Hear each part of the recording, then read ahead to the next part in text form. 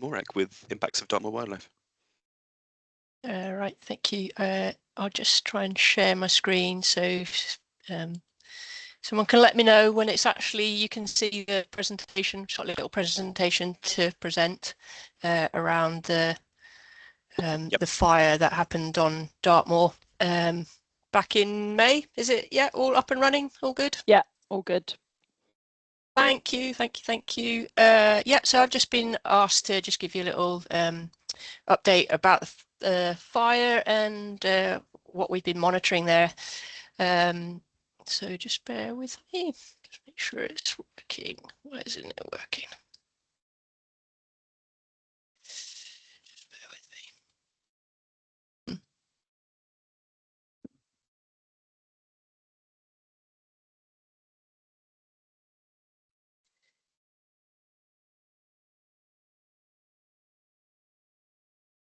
me. Hopefully it's moved on to the next slide. Sorry, I'm trying to have to do it on a split screen and it's getting a bit difficult. So yeah, so like yeah, so the fire stuck on the first slide, Morag. Well, it is at my end. Oh no, it's moved. It's moved. Yep, just moved on. Okay, thank you. Thank you.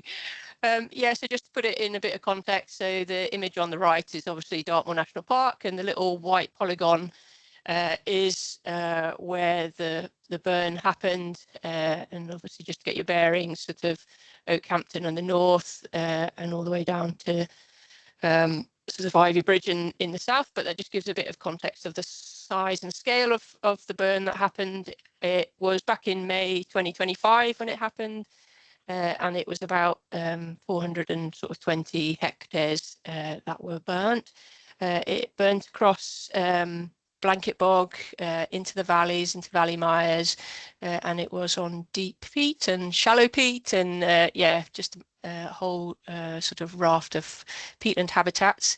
It was also across one of our recent peatland restoration sites, and when the fire was happening, it was put out by the fire services, the commoners and Dartmoor National Park, and it took, yeah, a lot of people to get it under control.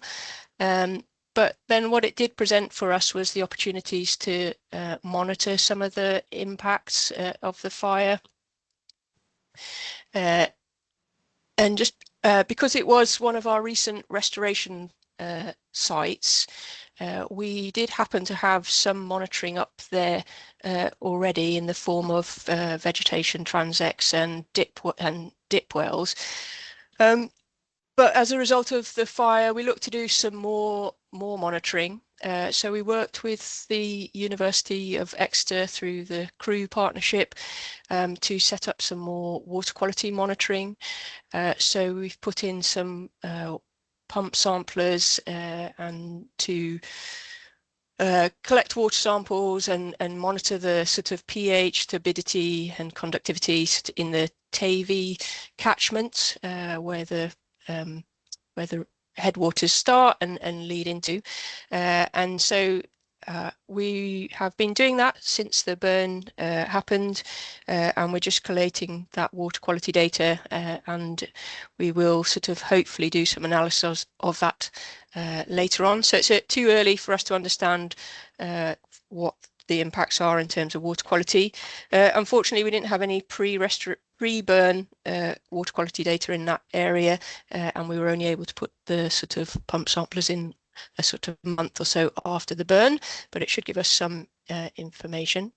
And as I was saying, because it was a previous restoration site for us, we did have some dip wells in there, and as the map shows, the little sort of blue triangles are where we had the dip wells, and it's enabled us to just by fortune, as it were, or unfortune, whatever way you want to look at it, some of it was in the really severely burnt area and some of it in the less burnt area, so we'll be able to look at the impacts that the fire may have had on the water table. We also look to do a burn severity, so using a sort of metrics that's used particularly in the north of England.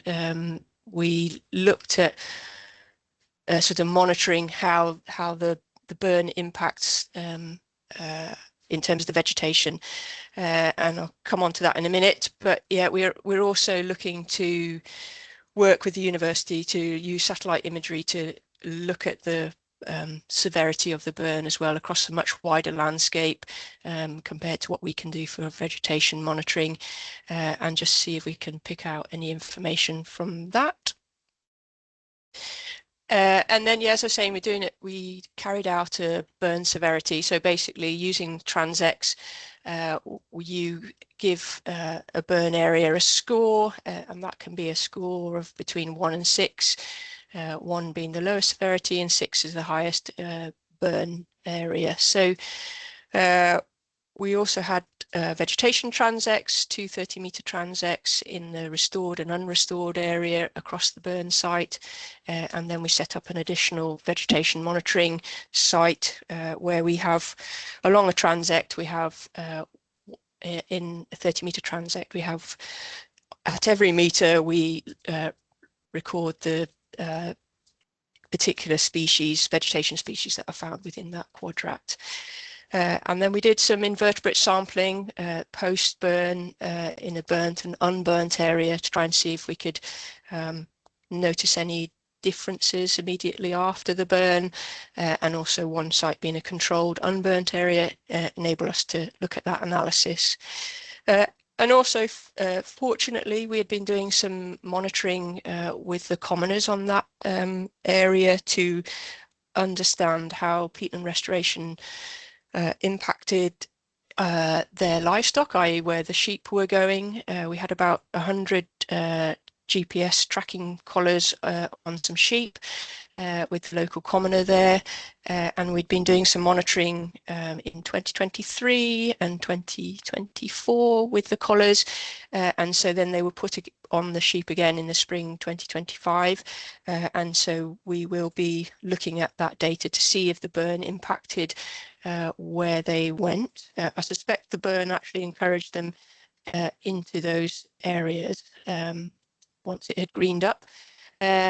But yeah, and the photos there, just a really easy illustration of showing sort of where there were hummocks of purple moorgrass, Millennia, and dry mosses, and they got quite badly burnt. But where there were sphagnums, the fire either stopped there or just skipped across.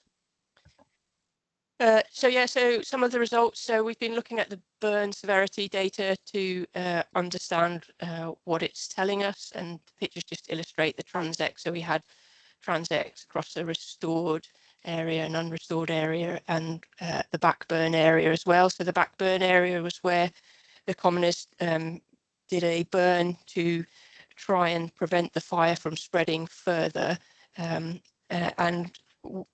when we've started to look at some of the data, we can see that there's a statistically significant correlation between the burn severity, i.e.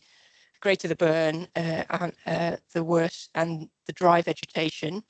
So we can see species like Millennia and the dry mosses definitely get burnt, and those areas are where the fire spread more, and it was yeah, definitely spreads more in terms of the fire, so it's more of a fuel load, and where we had species such as sphagnum mosses and open water, we see less of a burn severity.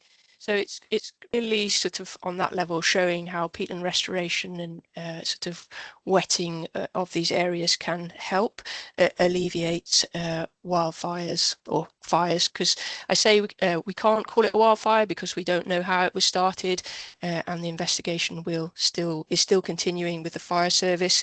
I'm not sure we'll ever know how it was started, but yeah, there you go.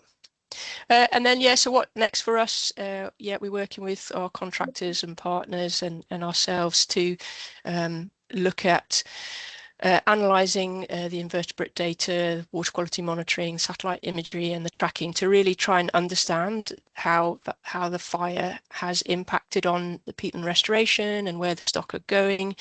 And yet the aim is to produce a report at the end of March, and then that can be sort of made public, and hopefully people can just see some of the results and our shared learning from the fire and peatlands. And that's me.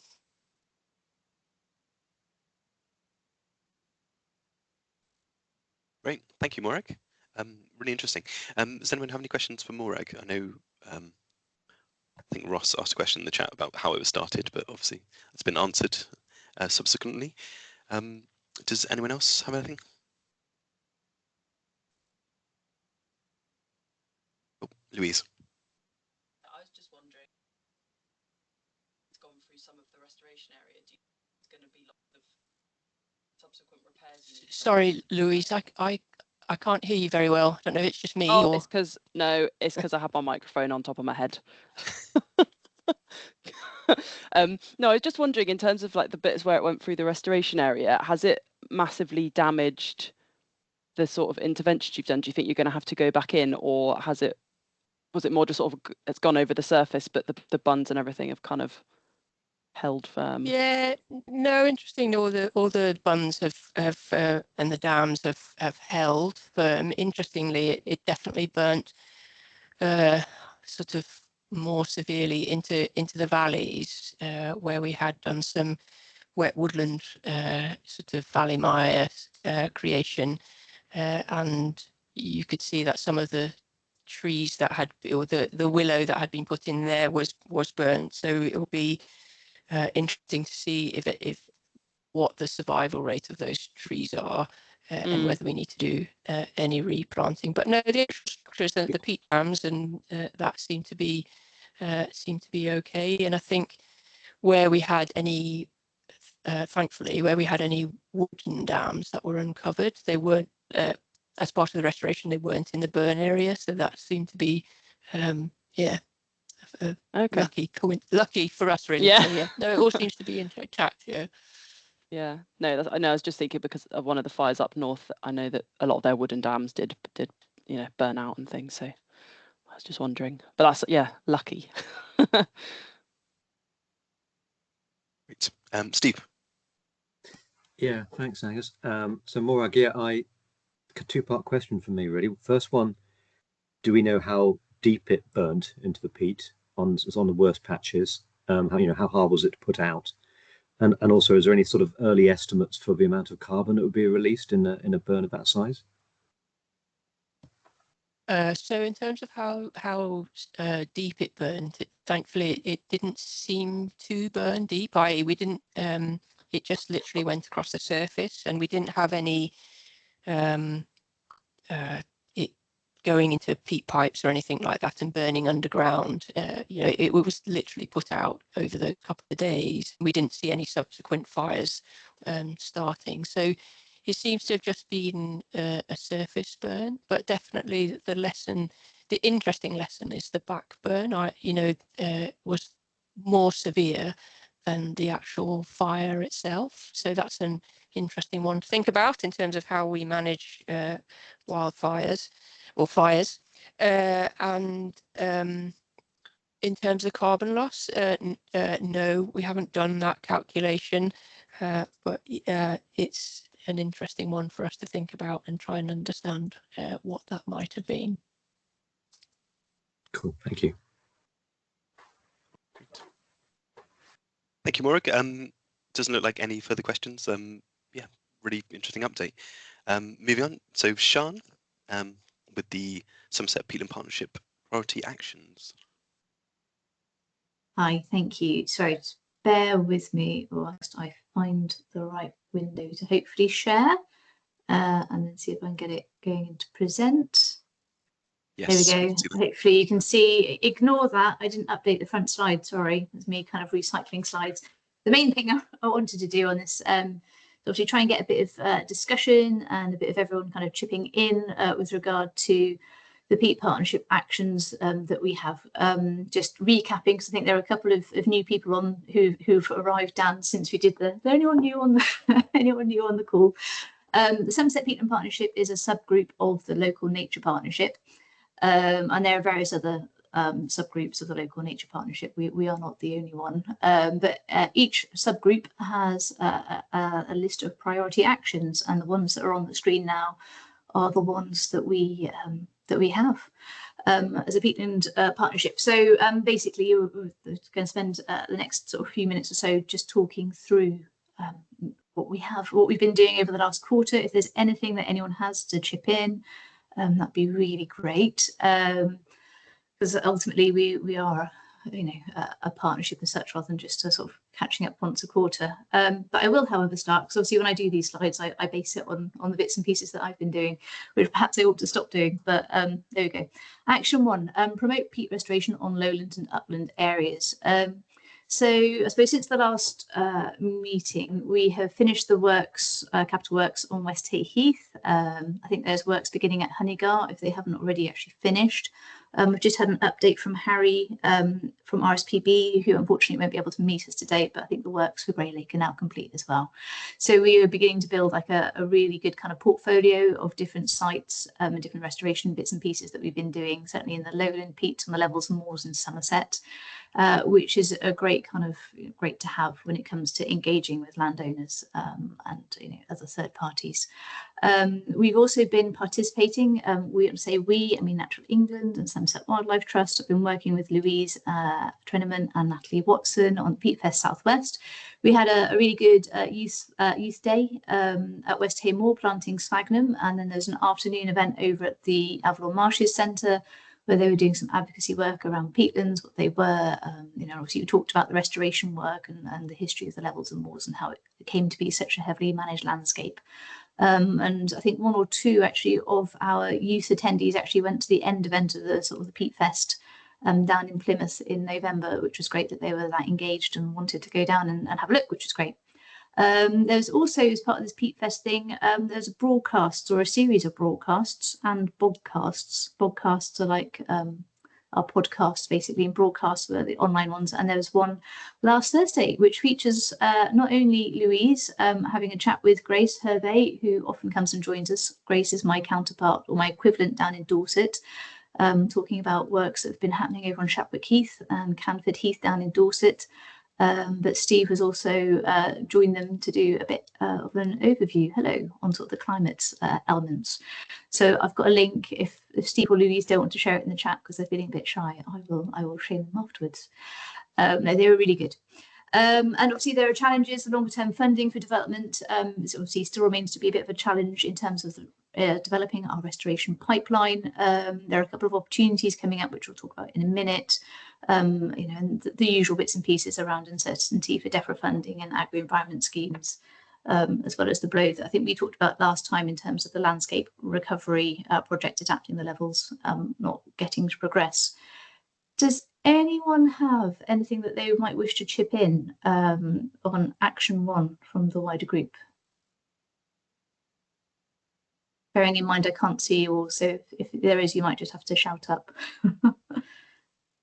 I can't see any hands, Sean. Go on, Phil. I think Phil's gonna say something. No, Sean, did you want me to give a quick update on Moorlynch now, or was it later? Sorry.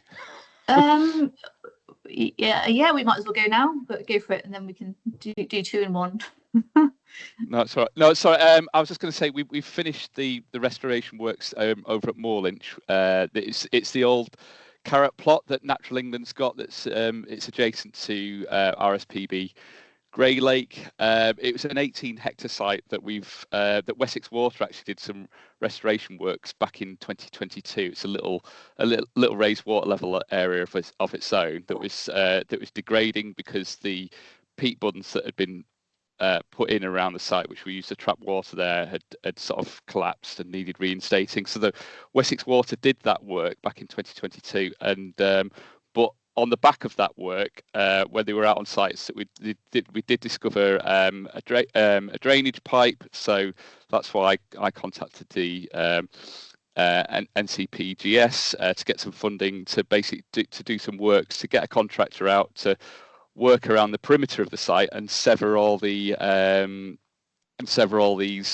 drainage pipes, which I thought might be in place. So we got John Porter out there, and he actually found 10 pipes, 10 drainage pipes between sort of 3 inches wide and a foot wide, which were draining the site, which have now all been severed, which is great. And these things it's remarkable. They were down to sort of 1.5 meters in places, some of them. So it was good that John got out there to do this work. So hopefully, let's say moving forward, this coupled with the restoration works that were done back in 2022 means that we should be able to sort of hold on to water sort of in this sort of peat, in this 18-hectare peat site sort of longer throughout the summer, and hold on to that winter water that we've been getting plenty of. Brilliant. Thanks, Phil. Steve?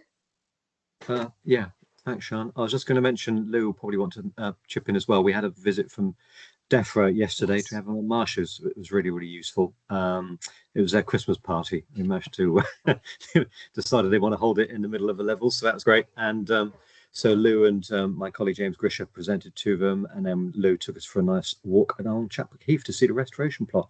And I think that was useful, wasn't it, Lou? Because they had it was their net zero team and F-gases team.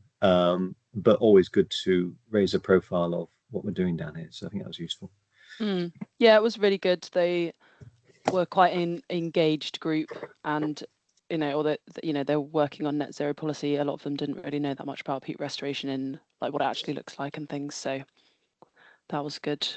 Yeah, and in a double DEFRA week on Monday, I was out with Morag on Dartmoor with another DEFRA person. So it's been a week of teaching DEFRA about peat restoration.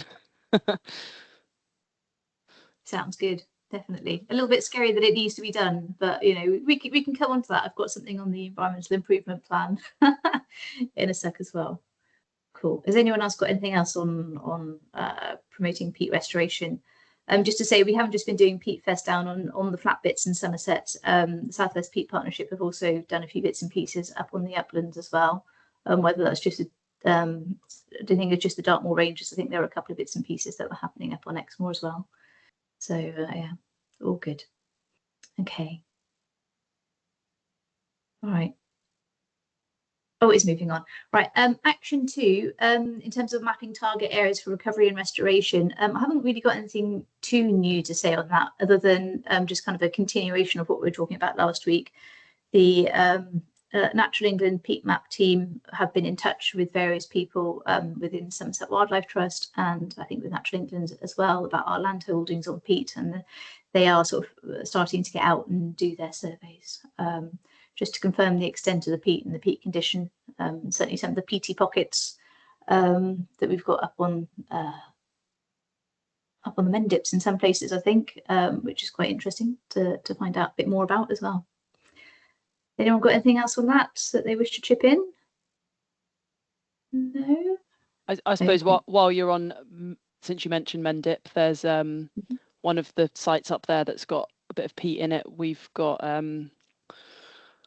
there's work going on with the landowner there from a sort of area team at Natural England side of things. So hopefully we've got a bit of sort of investigative stuff going on.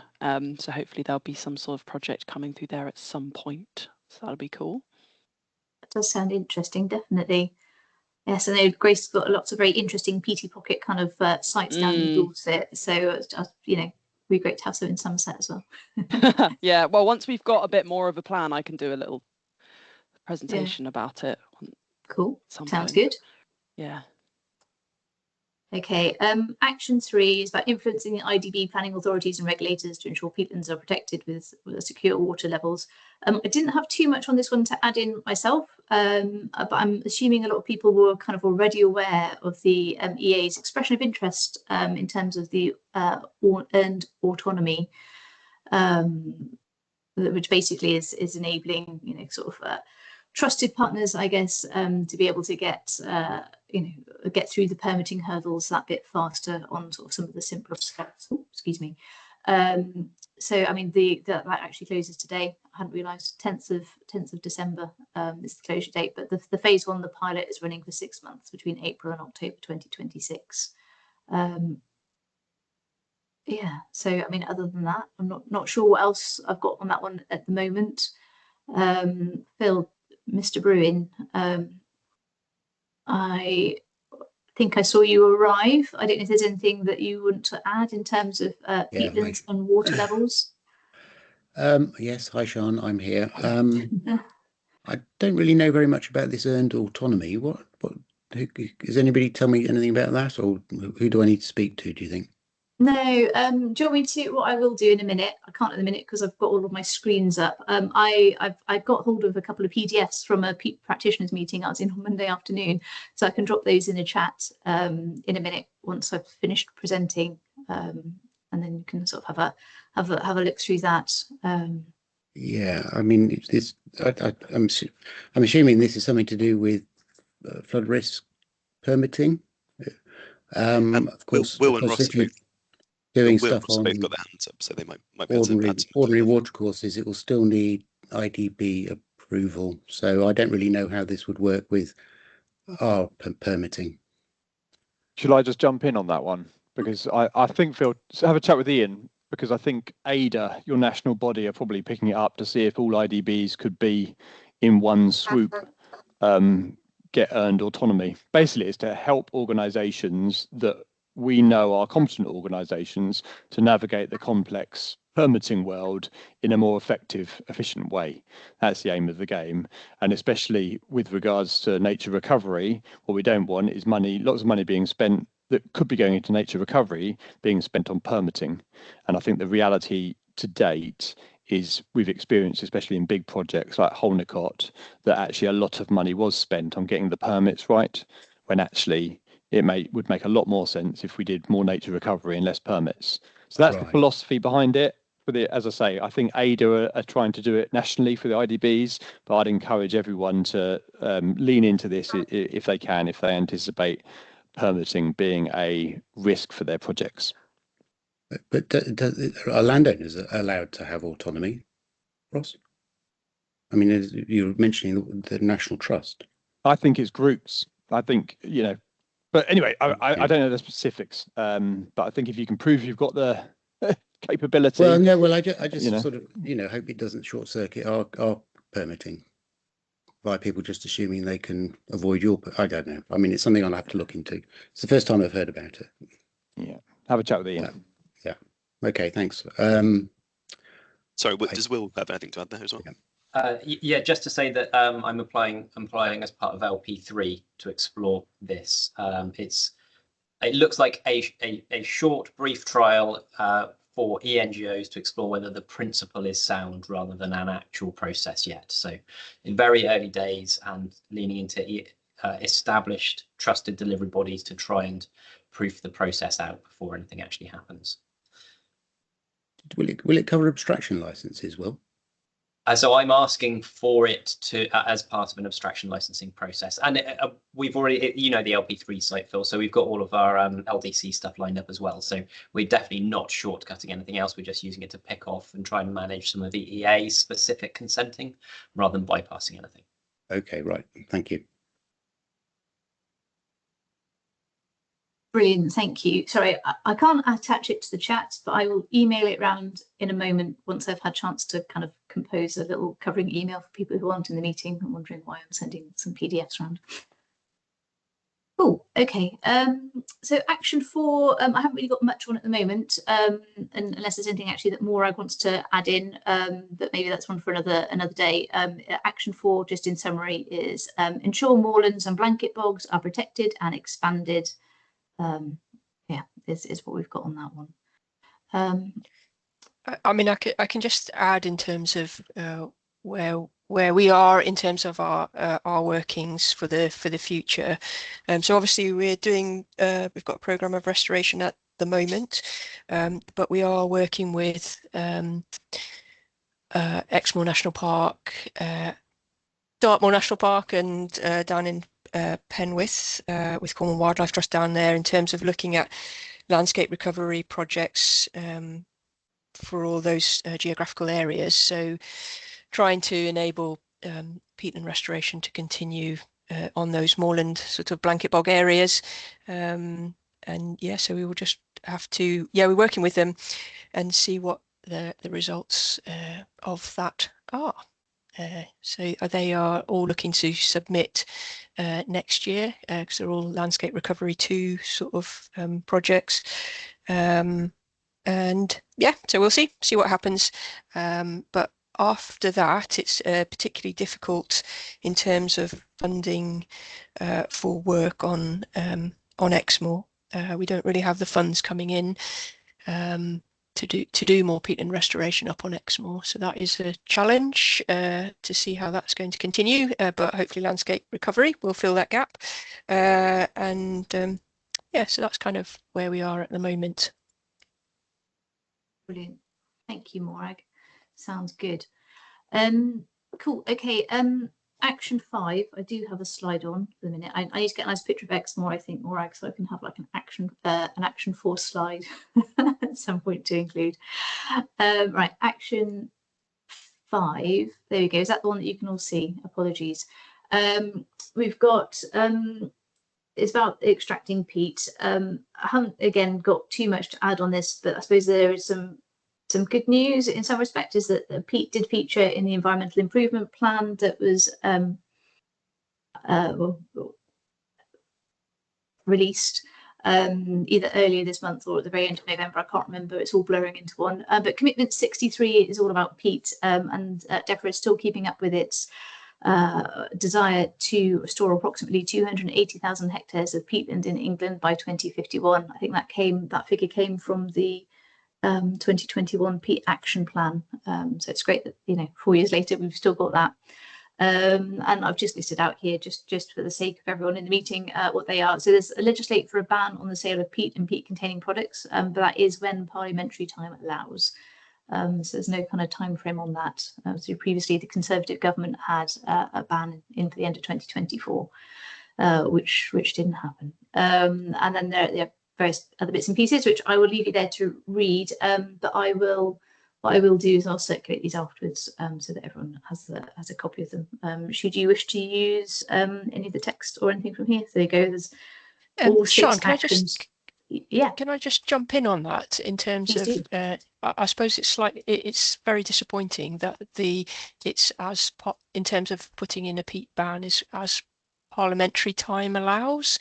It feels that it should be something that we as the partnerships, whether that's South West Peatland Partnership and or Somerset Peatland Partnership, should be lobbying government about, because it's kind of, in this day and age, it's not really acceptable for them to just have a statement saying as time allows. We could all do that in our jobs and we'd get nowhere. So I suppose it's just, can we have an action as in our respective organisations and parts of the 2 partnerships to actually lobby government, lobby MPs to say this has to be more than just as time allows? Yeah, no, definitely. I've got a few bits and pieces, but Steve, do you want to jump in? I've just seen your hand go up. Sorry. No, thanks, Sean. Absolutely, Morag, you're totally right. It is pretty poor at best. We're working closely with Sarah Dyke locally, the MP, it's Glastonbury and Somerton, who's on the EFRA Select Committee and has been pushing DEFRA hard ever since the new government came into place to get some clarity on this. And she's the one that has her own private members bill, which doesn't have government support. So she's really on it. And we've actually, as just this morning, I heard from her office that she's keen to meet up again. So soon in the new year. So I shall check in closely on the whole issue with her. And yeah, she's a good ally anyway. Oh, that's great. That's quite reassuring to hear. But yeah, I think all of us should be doing as much as we can to lobby around this. So yeah. Yeah, no, it's a great idea, and we can all do more. Definitely brilliant. No, thank you, Morag, for that. In terms of if there's anything, that Peat Free Partnership had a few bits and pieces, which if anyone has any sort of social media accounts, whatever they want to kind of sort of chip in on. There was a whole kind of thing about adding your name to the end of ending peat free compost, and then writing to your MP kind of links as well. I can drop that in the chat in case there's bits and pieces that people weren't aware of. Again, I'll do that in a minute when we finish this segment. Okay, right, move everyone back into there. So anyone else got anything on that one? No? Okay. Right, coming on to action 6. There we go. So yes, so Peat Partnership is currently funded through the Nature for Climate Peatland Grant Scheme. The Nature for Climate Peatland Grant Scheme, NCPGS, has actually got an expressions of interest sort of deadline coming up for the 16th of January, and that's for a 12-month extension up until March 2027. That would be, there are various kind of types of work that they are, as always, that there are restrictions, and there are kind of types of work that they prefer to fund over others. But I can say if there is anything that anyone is aware of that it would like considered, then obviously drop me a line and we can have a chat about it. I'm kind of working through a few bits and pieces at the minute, thinking about costing bits and pieces up. So yeah, it's all kind of a bit of a melting pot at the minute, but obviously looking to kind of get things, kind of a bit more finalised in early January, so that we know what we're applying for and all the rest of it. So hopefully there will be a few bits and pieces there. Sean, I was just a quick question. I know Jen's on the call. Be interested to hear timescales on the North Somerset in development project, if she has that. Sorry to put you on the spot, Jen. I'm just curious to know what the status is on that one. Are we talking about peat restoration specifically, or the wider kind of ambitions for landscape recovery? I think it's all wrapped into the landscape recovery ambitions, isn't it, Jen? But yeah, anything that relates to peat restoration would be just useful to know what your early thoughts are. Sure, I defer to Lou on the resto side, but I can talk to landscape recovery. So we are now looking at the final 4 months of our extension of the LAPWDP funded work. We've been led by what's happening on the Greater Sedgemoor piece in terms of approach now. So we are early January assembling a group of experts to basically try and become squidged together a version of Damon and his brain and what he managed to do for that project. So Phil is going to be coming along. We're hopefully going to have an EA rep. Lou will be there, AW2 will be there. Some other Natural England people will be there, and together we are hoping to come up with a grand ambitious plan, and that will hopefully be the first attempt at putting together what our landscape recovery type vision might look like, and then that goes to the landowners for scrutiny, for comment, for pulling apart, updating, etc. That is the hope. I don't know how far we're going to get by the end of a one-day session, but we are going to feed people lots of food and hope that fuels good ambition and good plans, and then we'll take it from there. So we are trying to get ourselves in a ready to go position for a landscape recovery round 3 if it ever arrives. A lot of work I'm doing around the edges of our current focused area is connecting up with functionally linked landowners is a very catchy term we've put to them. So all the people that would make up the kind of the stepping stones between our focus areas. So landowners that we haven't engaged because the peat money wouldn't necessarily allow us to, we have managed to kind of work in around the edges. So that's been another kind of side project for me to go meet all these other people that have useful land that isn't on peat, but that could now be incorporated into a wider landscape recovery scheme. Yeah. So that's where we're at. I don't know whether we're going to have like a next step available for the end of March, which is when our current funding runs out. I think we've got lots of plans going on at AWT for other bits of funding to try and at least be some kind of bridge pot that could keep us ticking over so we don't have to walk away and lose momentum, because that would be a real shame. And I'll hand over to Lou for the kind of what the vision is for the peat resto over there. Yeah, so we've been, when I say we, I mean myself and colleagues from the Nature Reserves team at Avon Wildlife Trust, working with a peat restoration sort of contractor consultant to get some ideas around a plan of what we want to do, and we've got a meeting on Friday, in fact, to finalise that. So but yeah, we're getting there with a kind of starter for 10 on a plan that we will then start discussing with other stakeholders. There's a possibility we might sort of be able to start a small bit of delivery next year through the Nature for Climate extension, but I'm discussing that with Bernie from AWT on Friday, and if we do, it would only be very sort of small scale starting interventions, because we haven't started conversations around permissions and consents for sort of the wider water shifts that will need to happen. So it's sort of early days, but we're getting there with a good plan, and we've been talking to all our sort of tenant farmers and things like that about it. So the journey is progressing. But yeah, in terms of funding, I think we're sort of hoping landscape recovery would be a mechanism for the bulk of it, but we might be able to do some small things to sort of start the journey in the next year, possibly. Brilliant. Thank you. I think it's a good one as well, isn't it, with in North Somerset to sort of like start having that discussion. And if you've got a little bit to kind of sort of show what the beginnings might be, then it could be a useful thing to bring people on board, maybe. Yeah, exactly. Yeah, I think we see that Gordano will be the kind of trailblazer for the area, because obviously it's National Nature Reserve, SSSI. We own, between Natural England and Avon Wildlife Trust, a lot of it, so we can start making some changes. That can be a bit of a demonstration site. Brilliant. I'll just add, if that's okay, I'll just add that Wessex Water made a purchase on Nailsea Moor fairly recently, just another small bit of land, but they have aspirations. They've got to do some work under the current round of WINEP stuff. They have aspirations to use that as a demonstration site as well, potentially. But whilst they were quite keen to get cracking on that. Sorry, Saren's on the call, so she could probably stick to that as well. Saren might be talking a little I'll bit be talking about that in a minute. You will? Okay, great. Okay, in Yeah. which case I'll shut up and let you. No, it's absolutely fine. Go ahead. That's fine. I'll defer to you and your much better knowledge than I.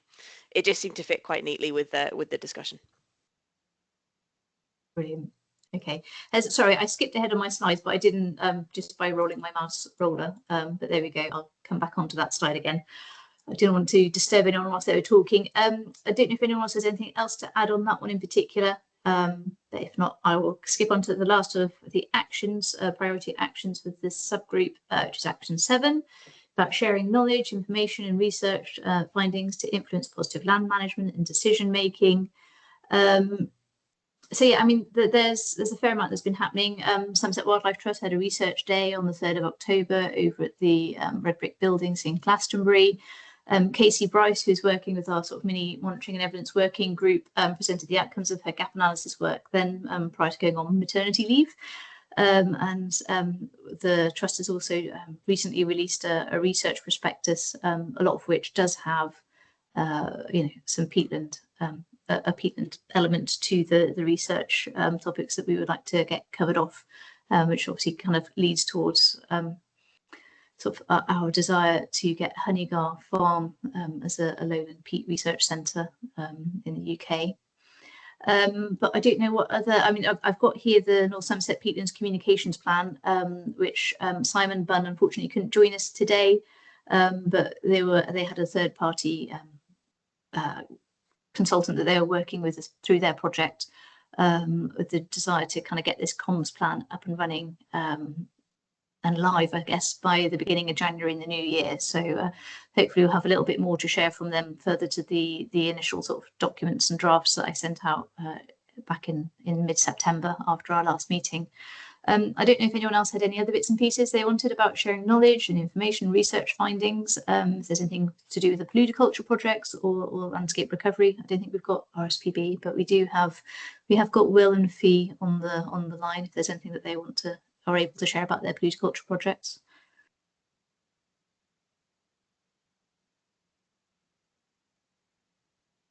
No. I can contribute if you want. So type is going really well. We have now an end-to-end process for bare field to supply to factory.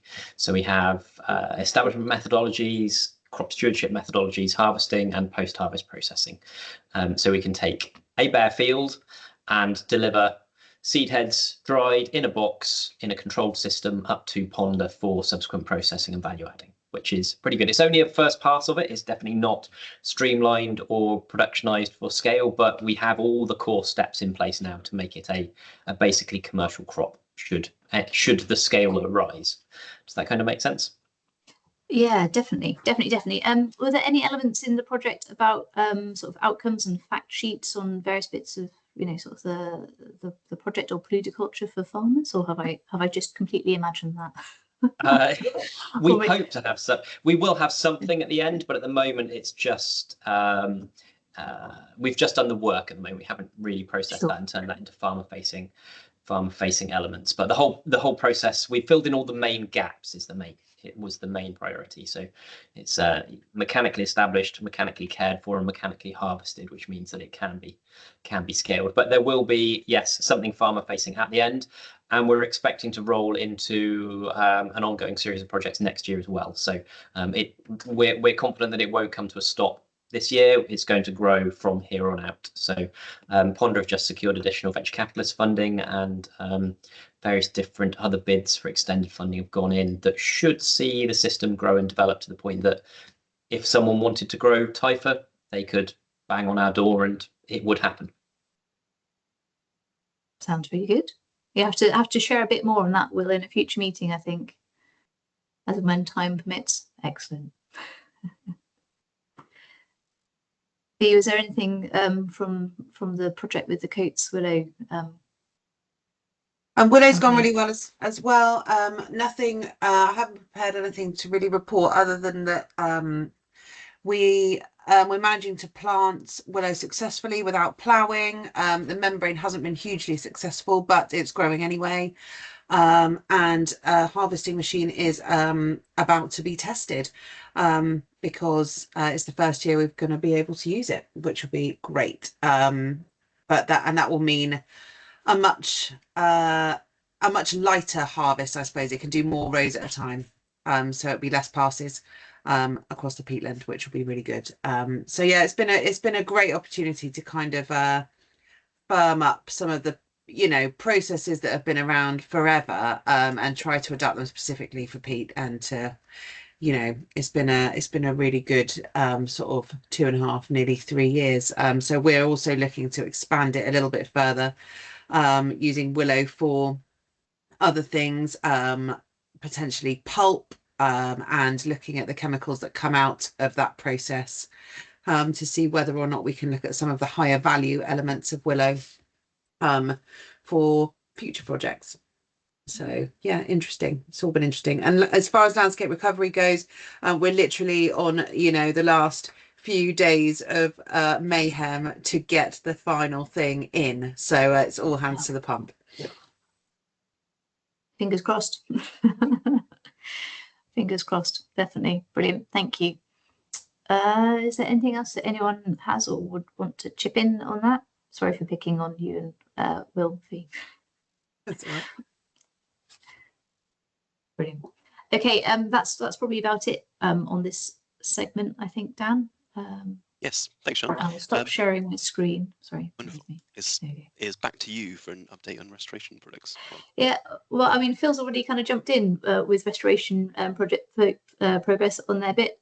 So West Hay Heath is some land that was part of the Honeygar purchase, I guess, for Somerset Wildlife Trust. There's a little 4 hectare, or the little bit of which is adjacent to some former peat workings that the Wildlife Trust has been restoring to rebed open water over a number of years now. But they are a couple of fields that weren't particularly exciting, about 4 hectares in size, that we have successfully trench funded, which is great. So everything's wetting up quite nicely. It's quite exciting, actually, because unlike our other sites where we've got data loggers that you need to physically go and visit to download, through the landscape recovery project, one of our colleagues discovered these new ones and has amazing skills to do a data portal. So now actually we can check in at the end of every day and see what our water levels have been doing, which is great. When I'm sat in North Somerset, I can see what's happening down on West Hay Heath in terms of the water levels after rain events, which is magic. So yes, so I'm enjoying that at the minute. And as I mentioned, obviously Harry had sent in a mini update and just saying that basically Grey Lake is complete. I think they had some gutters that they were maintaining, possibly some that they were looking to do to fill in some gaps once they kind of established what their ideal spacing was across their fields.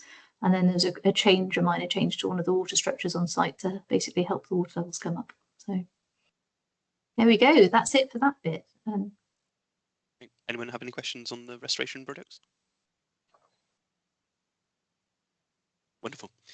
So moving on, peat soil conservation at Wessex Water, and that's Seren. Welcome, Seren. Okay, Brill, I'll just share my screen. Let me know if you can see it. Okay. Yes, what's up? Yep. Okay, fab. Okay, Brill. So hi everyone, and thanks to Sian for the invite. For those who have not met already, I'm Sarah Peregrine, and I joined Wessex Water as a conservation advisor back in May now. And since then, I've been leading our peatland management WINEP project. That runs from 2025 to 2030. So it's part of AMP8, which we're in at the moment. So this WINEP project is sort of concerned with identifying restoration opportunities on Wessex Water land and also across our supply catchments, with a view to sort of implement the restoration works from 2030 onwards, so in the next AMP.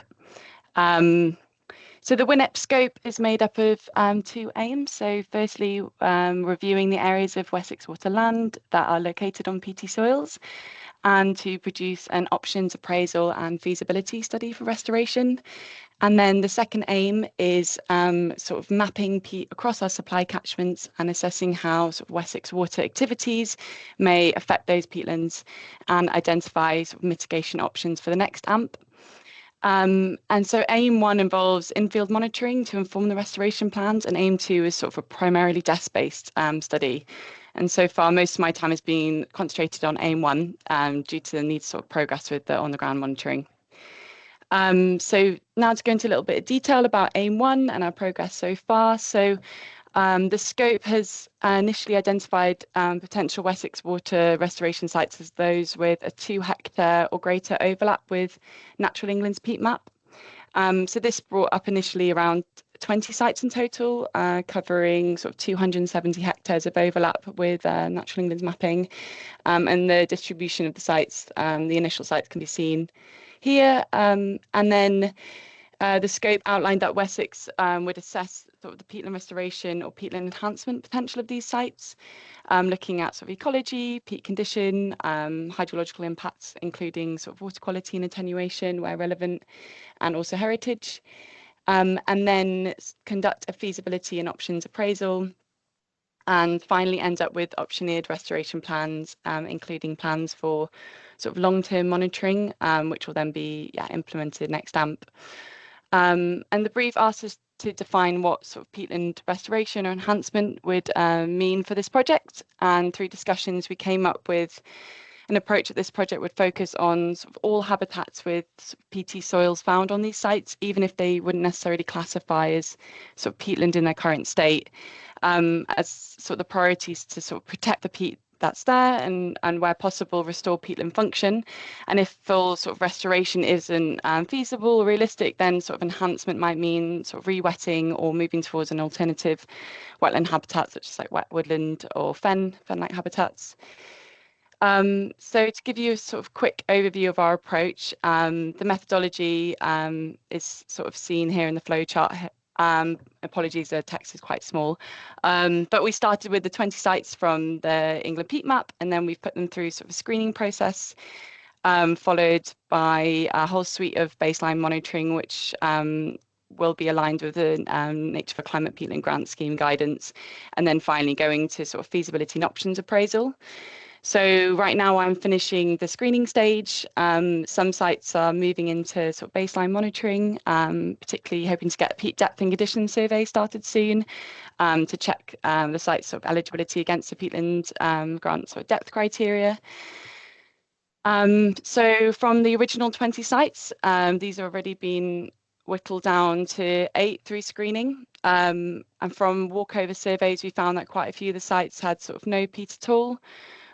which relates to the England peat mapping tending to be sort of less reliable in lowland areas.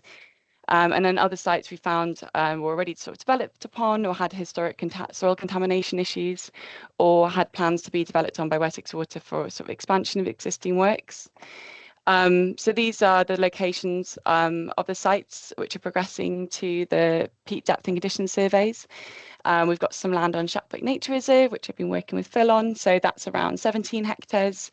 We have a few sites down in the Blackdown Hills. So these are sort of springline mire type sites that fall largely within Forestry England's Wild Naroche area. And we've got a few other sites dotted around, including some potential restoration work around Clapworthy Reservoir, which is east of Exmoor National Park.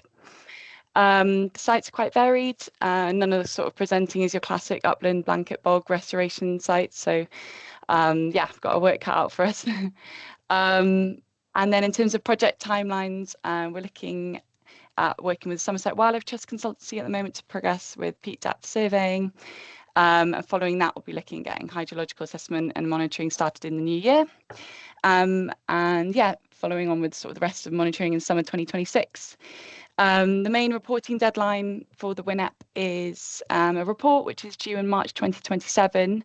So that will include sort of the optioneered restoration plans and the finding of our monitoring so far. However, these will then be refined and updated up to the end of the AMP, so up to 2030, with sort of the results of further monitoring. And yeah, then plans to sort of implement these restoration plans from 2030 to 2035. So to talk a little bit about aim 2 as well of the WINEP. So I haven't started this yet, but it also has a reporting deadline of March 2027. And this is really sort of one big desk-based project, which in my opinion could probably be a PhD. So I'll definitely be enlisting some help for this. So the first steps are to sort of map peaty soils in the Wessex Water region, and to map our abstractions, so from both surface water reservoirs and also groundwater sources, and map them in relation to sort of peat soils. And then thirdly, to develop sort of screening criteria to do two things. So to firstly identify where peat soils could be at risk from our abstractions. So that's upstream of reservoirs and also within a zone of influence of the groundwater. So we'll need to define what that zone of influence is of groundwater abstractions. And then identify where enhancing peat soils upstream of abstractions could deliver the biggest benefits. So for water quality, hydrology, and also biodiversity. And then finally, to carry out an options appraisal to review mitigation and control measures with a view to sort of implement these from 2030 onwards.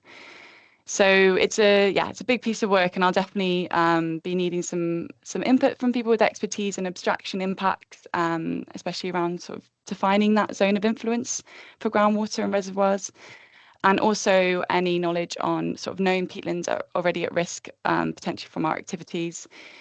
And I also see this linking up with peatland restoration projects which are already happening or planned in the Wessex region, where they might overlap with our supply catchments. So any sort of landscape recovery, peatland restoration work which might be happening, which Wessex can potentially help out with. And yeah, we'll have a few minutes at the end of this presentation. I'd really welcome your thoughts and advice or guidance on how to approach this aim, because yeah, I'm just getting started with it. And then I've also been asked to give a quick update on Nailsy. So yeah, we were mentioning this before, but this is actually a separate WINEP project. So that's led by my colleague Sarah Williams, who I'm sure many of you know. So it's a 16.6 hectare parcel of land which Wessex Water acquired on Nailsy Moor this summer. And this project has quite a bit of history, which I've been catching up on. And I'm sorry if many of you already know this, but I'll quickly rattle over it again. So the Nailsy peat restoration site here sits within Tickenham, Nailsy and Kenmore's SSI, and back in, I think it was the mid-2010s, it was identified that this area was suffering from eutrophication, so basically too many nutrients. I think it was mainly phosphorus and nitrogen were in the waterways, and the causeway ditch was particularly affected. So that showed sort of nutrient-driven pollution and a drop in ecological richness, especially for invertebrates. And the main contributor was found to be the causeway surface water outfall, which drains about 70% of Nailsea's urban area, and also impacts from agricultural runoff. And due to this being sort of a surface water discharge, there was kind of no permit to meet water qualities target. So yeah, no statutory mechanism to tackle it. But it was agreed that under a previous WINEP, Wessex would explore ways to sort of mitigate the impacts. And as a result of that, between 2017 and 2024, Wessex Water looked at sort of several options, including a large integrated constructed wetland to intercept and treat flows before they reached the SSSI. And this was a sort of partnership project, so it's a collaborative effort between many partners, but including Avon Wildlife Trust, North Somerset Council and others. However, unfortunately, the wetland couldn't be delivered for various different reasons. And so we worked with Natural England and the Environment Agency to amend the WINEP. And that's where this new Nailsea project comes in. So this change came about because earlier this summer, Wessex Water had the chance to purchase land within the SSSI that's hydrologically linked to the surface water outfall. And that gave rise to the opportunity to sort of shift the focus of the WINEP away from water treatment towards sort of alternative habitat creation. So while this site isn't suitable for a treatment wetland, it does give a fantastic opportunity for peat restoration within the area and to create new wetland features. And yeah, the aim is to sort of improve habitat resilience and reduce the reliance of the SSSI's key sort of designated features on ditch-fed water, as these new wetland features we hope to create will be predominantly rain-fed, which will sort of help to improve the water quality available. So yeah, looking ahead to the next 18 months, the focus will be on getting monitoring in place and using that data to help shape a restoration plan. And yeah, first up, we'll be doing peat depth surveying to sort of understand the variation across the site and set up water quality and water table monitoring in the new year. And yeah, it's really important to say that the restoration strategy here isn't fixed yet at all. We're open to ideas, open to working in partnership. It could be that each field becomes more of a sort of demonstration of different techniques, or that we go with sort of a more homogeneous approach across the site. Yeah, we're really hoping it can act as sort of a demonstration for peat restoration in the area, you know, potentially including paludiculture and as an educational resource for landowners and partners. And after monitoring, the next step will be sort of to pull together the results of those monitoring and develop a restoration plan with partners. And under the WINEP, the commitment is to deliver that plan on the ground by March 2030. So yeah, thanks for listening. And please, if you have any questions or thoughts about these projects, please do get in touch. You can see my email and Sarah Williams's email on the screen. Yeah, so thanks. Great, thank you, Sarah. Any questions for Sarah?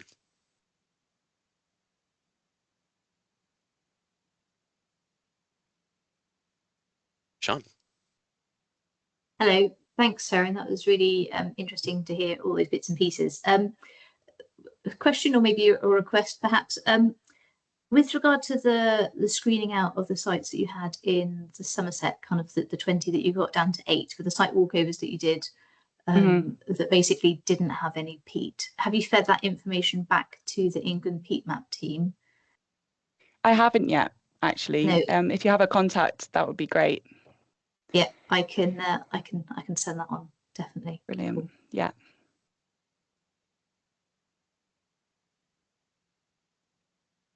Just a quick one on the reasons for Nailsea Moor wetlands. Can you give us a few examples? I know you said you're not working directly on the project, but yeah, no, I did ask Sarah about this. So I think it was meant to be, so a few different options were looked at, and it was meant to be sort of a partnership project, not necessarily a Wessex Water wetland. And I think they struggled to sort of establish a lead partner for that. And there were also challenges around so peat management and excavation for actually the wetland creation, and they looked at also piping the outfall out to sea as well, and the carbon cost was higher than actually the creation of the integrated wetland. And they also looked at raising the wetland above the peat, which wasn't great for sort of flood risk, I believe, in the area. And then after that, they were looking at exploring sort of a grant option to sort of dedicate the funding to sort of farmers and landowners to sort of create alternative wetland habitat in the area. But it was difficult to sort of establish a delivery body for that grant funding. And so when this land became available, it was just, it was a kind of a natural progression of, oh, well, if we can purchase this land and deliver that restoration on land that we own, then it became a lot easier. So I think that was just the route that they went down in the end. Great. Jen?